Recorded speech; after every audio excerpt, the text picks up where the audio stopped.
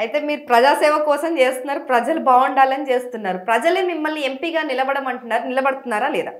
100% ఇది. ఇలాంటి కోరిక నాకు ఒకవేళ కోరికగా ఉండింటే ఇంతకుముందే ట్రై చేసి ఉండేదాన్ని కదమ్మా. ఈ ఈ ఈ పద్ధతి ఏంటి? కోవిడ్ టైంలోనే చక్కగా రాజకీయ నాయకులతో నేను కూడా కుంభక్కైపోయి అసలు ప్రాబ్లమే నా నెత్తి మీద రాకుండా చేసుకొని ఉండేదాన్ని కదా. నాకు ఆ దిశ లేదు, నాకు ఆ ఆలోచన లేదు. బట్ ఇప్పుడు ఎప్పుడైతే సేవా తత్పరతో నేను ఓల్డ్ సిటీ మొత్తం తిరిగాను, ఆ రోజు అర్థమైంది వీళ్ళ కోసం నిలబడే ఒక వ్యక్తి కావాలి, వీళ్ళ వాయిస్ కూడా బయటికి రావాలి, వీళ్ళ కోసము వీళ్ళకు ధర్మం జరగాలి, వీళ్లకు అన్ని కాన్స్టిట్యుయెన్సీస్కి ఉన్న ప్రతి వసతి వీళ్ళకు ఉండాలి. ప్రధానమంత్రి గారి కింద ఉన్న విశ్వకర్మ యోజన, దాంతో ముద్ర యోజన ఎన్నో ఉన్నాయమ్మా. ప్రధానమంత్రి గారు డిక్లేర్ చేసిన స్కీమ్స్ ఏవి ఓల్డ్ సిటీలో చెప్పరు ఎవరికి, ఏవి ఓల్డ్ సిటీలో ఎవరు చెయ్యరు. ఆ బెనిఫిట్స్ ఏవి ఓల్డ్ సిటీలోకి వెళ్ళనివ్వరు. వెళితే ఏమవుతుంది? ప్రధానమంత్రి పేరు హైలైట్ అవుతుంది కాబట్టి రానివ్వరు. వాళ్లకు తెలియదు ప్రధానమంత్రి ఎన్ని చేస్తున్నారు. ఇప్పుడు అందుకే I taken up that task. నేను ప్రధానమంత్రి గారి ఆ యోజన ఏవేవైతే ఒక సామాన్య స్త్రీకి, ఒక బీద కుటుంబం ఉన్న స్త్రీకి ఉపయోగపడతాయో, ఆత్మనిర్భరత కింద వాళ్ళ కాళ్ళ మీద వాళ్ళు నిలబడగలరో, I have decided to take them into the public. Right. Now if somebody thinks it's a political thing, let them think it's good. దాంతో నిజంగానే పవర్ కూడా నాకు యాడ్ అయితే, ఇంత ప్రజలకు ఏదో సేవ చేయాలని నాకున్న ఒక ఉద్దేశానికి కనుక పవర్ కూడా యాడ్ అయితే, ప్రజలు కోరుకున్నది అదే, వాళ్ళలో నుంచే వచ్చింది ఈ వాయిస్. నాకు యాగశాలలో నుంచే అక్కడ వచ్చిన ఎంతో మంది కోరుకున్నారు, అమ్మ నువ్వు ఎందుకు నిలబడకూడదు. అందుకే కదా నేను అసెంబ్లీ అప్పుడు నాకు థాట్ కూడా లేదు.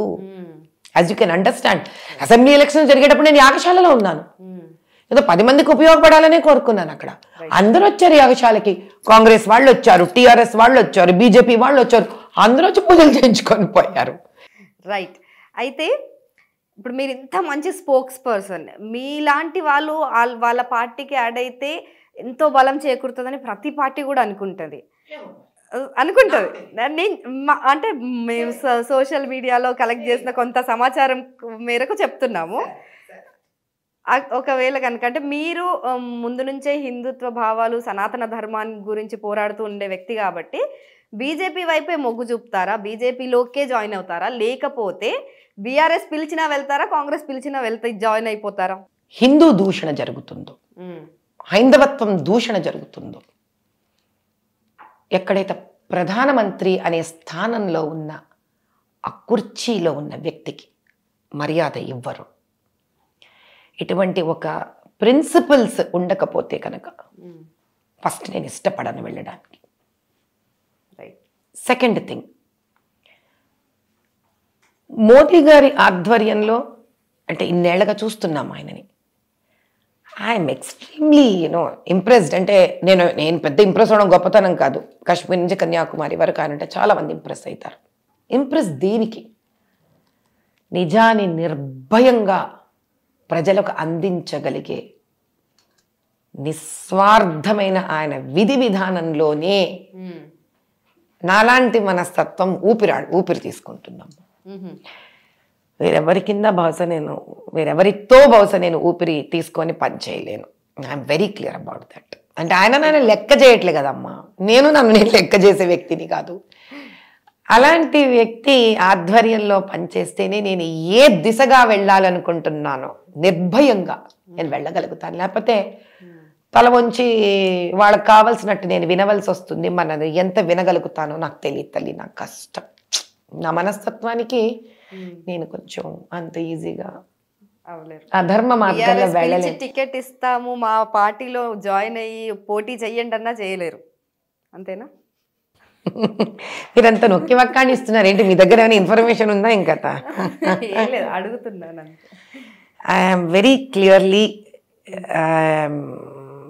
fascinated to work with Modiji.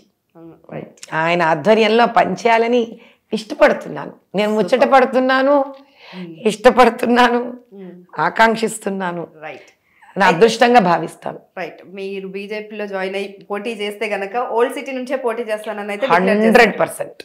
అయితే అక్కడ ముస్లిం పాపులారిటీ ఎక్కువ కదా, మరి మనకు ఓట్లు పడతాయంటారా? తల్లి మీకు ఒక మాట చెప్తాను, వాళ్ళ ఇబ్బందుల్ని మనం అర్థం చేసుకోవాలి. ఇన్నేళ్లగా వాళ్ళే అక్కడ గెలుస్తూ వచ్చి వాళ్ళు గొప్పవాళ్ళు అనిపించుకున్నారు. వాళ్ళు ఓటేయకపోతే వాళ్ళని హింస పెడతారనే భయంలో ఉన్నారు.